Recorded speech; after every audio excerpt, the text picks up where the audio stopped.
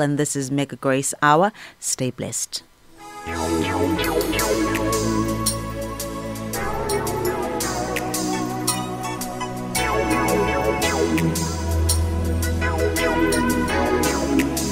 It's Mega Grace on Vuma FM, adult radio for the young at heart. It's 5 minutes before Vuma FM breakfast. Ngalesi sikhathi suke sengithi bamba sengiyavala ekseni bamba ke sengiyavala ekseni nanku umyalezo engikuphathele wona uzoqala ngawo usuku namhlanje. Ufuna ukukhuluma lamagama nje ambalwa bese uyaqala usuku lwakho. Ufuna ukuthi God will use what was meant to finish you to uplift you. uNkulunkulu uzosebenzisa into bekumele iqede ngawe, iqede ngegama lakho ukukuphakamisa.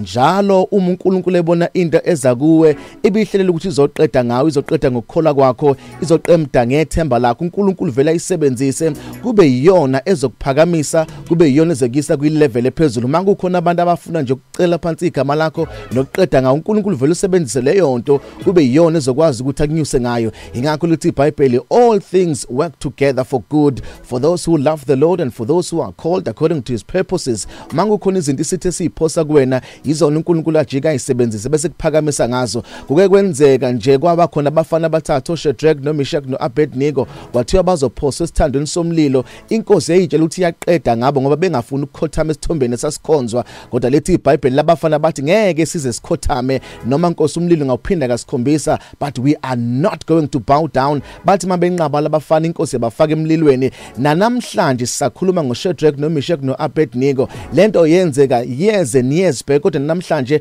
sisakhuluma ngabo. Lamadoda lawa isitha sasithi siyaqeda ngoba sibafaka emlilweni, kanti asazi ukuthi siyabaphakamisa. Even nathi siyokhuluma ngabo ngoba njalo uma isitha sithi siyaqeda ngawe, leyo nto suke siqeda ngayo uNkulunkulu vele isebenzisa ukuphakamisa. Khona owesifazana obesegula iminyaka ewu12 enesifo somopho, uSathana wethu umvala umlomo ethi umqedile, ethi akafuna aphumele naphandle bone abantu. Kodwa lithi iBhayibheli esifeni sakhe njalo wavele wasuka endlini yakhe wathi nje uma ngeke ngabamba umphetho wengubo kaJesu. Nanamhlanje we are still talking about that woman owakwazi ukungena esixukwini nobamba umphetho wengubo kaJesu wasinda, ngoba lento uSathane asuke ethi uyaqeda ngayo iyona nto uNkulunkulu akazoyisebenzisa ukuphakamisa impilo yakho, iyona nto uNkulunkulu azoyisebenzisa ukuyisa phezulu. Engani kuke kwenzeka nakuDavid eyitshela uGoliath ukuthi uzoqeda ngoDavid, uzombulala, kanti akazi ukuthi uNkulunkulu uzosebenzisa uDavid ukuphakamisa, uzosebenzisa uGoliath ukuphakamisa uDavid, ngoba lezi zinto lezi eziphumile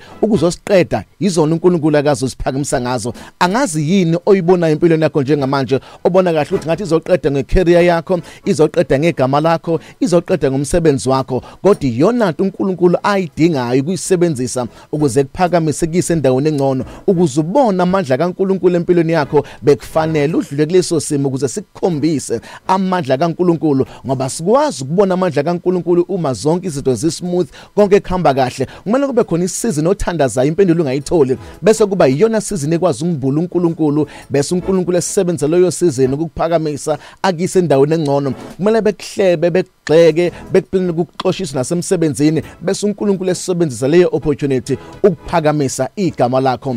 Angazi intoni oyibonayo ukuthi izoqeda ngawo, kodwa uNkulunkulu uzoyisebenzisa ukuphakamisa. My name is Phumlani Nkwanyana. You are blessed, you are favored, and you are set apart. Good morning, Mega Grace Nation.